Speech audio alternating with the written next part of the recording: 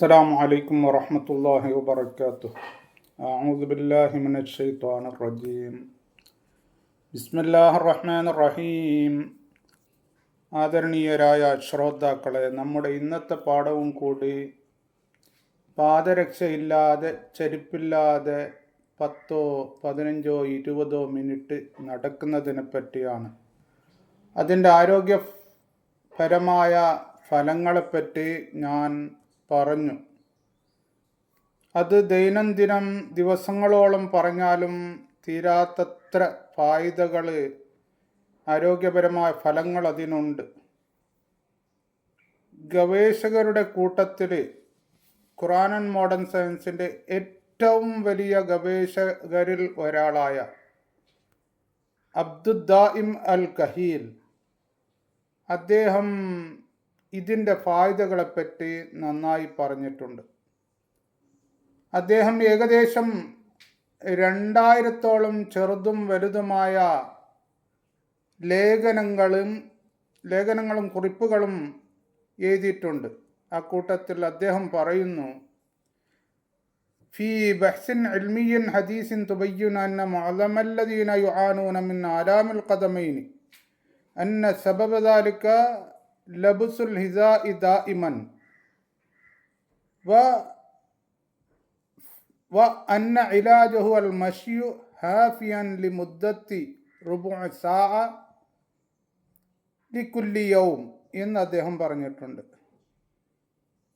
ഒരുപാട് modern scientific റീസർച്ചുകളിൽ തെളിഞ്ഞ കാര്യമാണ് പലരും അനുഭവിക്കുന്ന കാലുവേദനകൾ. അതിൻ്റെ കാരണം കൂടുതലായിട്ട് പാദരക്ഷ ധരിക്കുന്നത് കൊണ്ടാണ്.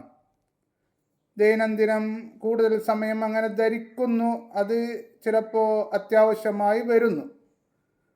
അതിൻ്റെ ട്രീറ്റ്മെൻറ്റ്, അതിൻ്റെ മെഡിസിൻ ആണ് ഒരു മണിക്കൂറോളം 15 മിനിറ്റോളം പാദരക്ഷയില്ലാതെ നടക്കൽ എന്ന് അദ്ദേഹം പറയുന്നുണ്ട്. വീണ്ടും അദ്ദേഹം പറഞ്ഞു, യഖൂലുൽ ബാഹിസൂന അന്നൽ മശ്യ ബിഹാദിഹി തരീഖത്തി അലൽ ഉശുബി അവിൽ ഖശബി അവി തുറാബ് എന്ന് അദ്ദേഹം പറഞ്ഞു.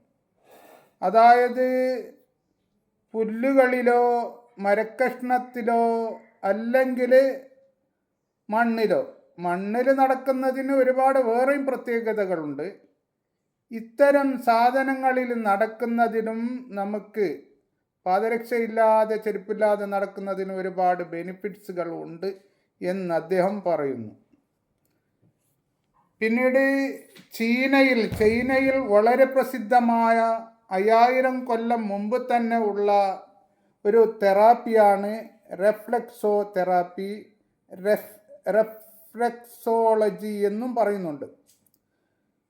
അവർ പറയുന്നത് ഇങ്ങനെയുള്ള ഈ നടത്തത്തിനും ഒരുപാട് ഫായിദകളുണ്ട് എന്ന് അവർ പറയുന്നുണ്ട്.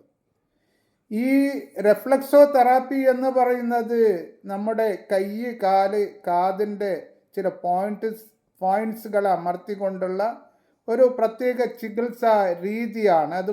അതുകൊണ്ട് ഒരുപാട് ഉപകാരങ്ങൾ, ഫലങ്ങളുണ്ട്. നമ്മുടെ അക്യുപഞ്ചർ എന്ന് പറയുന്നത് നാം കേൾക്കാറുണ്ട്. ഈ കൈയും അതേപോലെ തന്നെ കൈകാലുകൾ അമർത്തിക്കൊണ്ടുള്ള ഒരു ചികിത്സ, അത് സെയിം അല്ല എങ്കിലും പല വിഷയത്തിലും അത് സെയിമാണ്. ഇത് ചൈനയിലും ഈജിപ്തിലും പഴയകാലത്തിൽ തന്നെ നിലവിലുണ്ട്. ഇപ്പോൾ പല രാജ്യങ്ങളിലും ഈ ചികിത്സാ മുറ ഉണ്ട്, അത് കാണുന്നുണ്ട്. ഇങ്ങനെ പാദരക്ഷയില്ലാതെ ധരിക്കുന്നത് കൊണ്ട് നമ്മുടെ കാലിന് ഒരുപാട് ഫലങ്ങൾ, ആരോഗ്യമായ ഫലങ്ങൾ കിട്ടുന്നുണ്ട്. ഇന്ന് കാലിനാണ്, പ്രത്യേകിച്ച് ഷുഗർ ഉള്ളവർക്ക് കൂടുതലായിട്ട് രോഗങ്ങൾ പിടിപ്പെടുന്നത്. ദൈനംദിനം മുമ്പ് പറഞ്ഞിരുന്നത് ഓരോ 20 മിനിറ്റ് കൊണ്ട് ലോകത്തിൽ ഒരാളെ കാലെന്നോണം മുറിക്കുന്നു എന്ന്.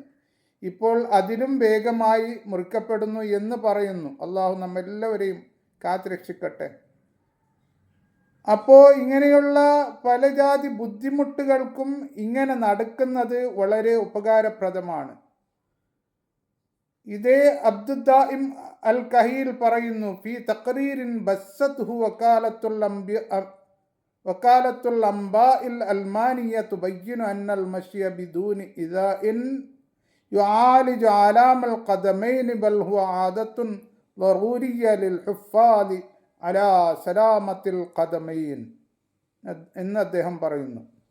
ജർമ്മനിയിൽ നിന്നുള്ള ഒരു ന്യൂസ് ഏജൻസി പുറപ്പെടുവിച്ച ഒരു റിപ്പോർട്ട് പ്രകാരം അവർ പറയുന്നത്, ഈ പാദരക്ഷയില്ലാതെ നടക്കുന്നത് കൊണ്ട് അത് നമ്മുടെ കാലിൽ വരുന്ന വേദനകളെ ഇല്ലാണ്ടാക്കുന്നു എന്ന് മാത്രമല്ല, നമ്മുടെ കാലിൻ്റെ സുരക്ഷിതത്വത്തിന് വേണ്ടി ഇത് അത്യന്താപേക്ഷിതമാണ് ഇങ്ങനെ നടക്കൽ, 10, 15, 20 മിനിറ്റ് നടക്കൽ എന്ന് അവർ പറയുന്നുണ്ട്.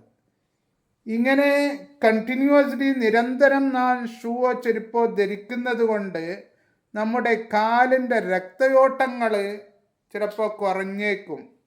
അതിനെ ഇല്ലാണ്ടാക്കാൻ വേണ്ടി, നേരെ രക്തം ചലിക്കാൻ വേണ്ടി ഇങ്ങനെയുള്ള നഗ്നപാതരായി നടക്കൽ വളരെ നല്ലതാണ്. അത് അതിൻ്റെ മെഡിസിനാണ് എന്നും ചില ഗവേഷകർ പറഞ്ഞിട്ടുണ്ട്. കുട്ടികളിൽ പ്രത്യേകിച്ച് നാം കുറേ സമയങ്ങൾ അവരെ ഇങ്ങനെ ഷൂ ധരിപ്പിച്ചിട്ടൊക്കെ നിർത്താറുണ്ട് പല ആവശ്യങ്ങൾക്ക് വേണ്ടി. അങ്ങനെയുള്ള ഒരു അവസ്ഥ വരുമ്പോഴേക്ക് അവരുടെ കാല് ചിലപ്പോൾ പരന്നതാകാനും സാധ്യതയുണ്ട്. ആ ഒരു അവസ്ഥയെ തടയാൻ ഇങ്ങനെ പാദരക്ഷയില്ലാതെ ഒരു 10, 15, 20 മിനിറ്റ് ഈ കുട്ടികളെയും നടത്തൽ വളരെ നല്ലതാണ് എന്നും ഗവേഷകർ പറഞ്ഞിട്ടുണ്ട്. കൂടാതെ വ്യത്യസ്തമായ പഠനങ്ങളിൽ വ്യത്യസ്തമായ റീസർച്ചുകളിൽ ശാസ്ത്രജ്ഞരും ഗവേഷകരും ഇതിനെപ്പറ്റി ഒരുപാട് ഗവേഷണങ്ങൾ നടത്തി പല ഉപകാരപ്രദമായ കാര്യങ്ങളും പറഞ്ഞിട്ടുണ്ട്.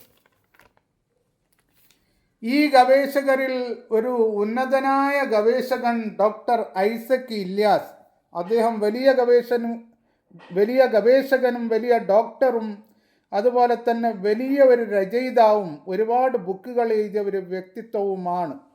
അദ്ദേഹം പറയുന്നുണ്ട്, അതായത് അദ്ദേഹത്തിൻ്റെ ബുക്കിൽ എൻവൈറോൺമെൻ്റൽ ആൻഡ് പബ്ലിക് ഹെൽത്ത് നടത്തിയ റീസർച്ചിൽ അവർ പറയുന്നത്, ഇങ്ങനെ നടക്കുന്നത് കൊണ്ട് നമ്മുടെ ആരോഗ്യത്തിന് ഒരുപാട് ഗുണങ്ങളുണ്ട് എന്ന് മാത്രമല്ല, പഴകിയ വേദനകളൊക്കെ അത് സുഖപ്പെടുത്തുന്നുണ്ട്.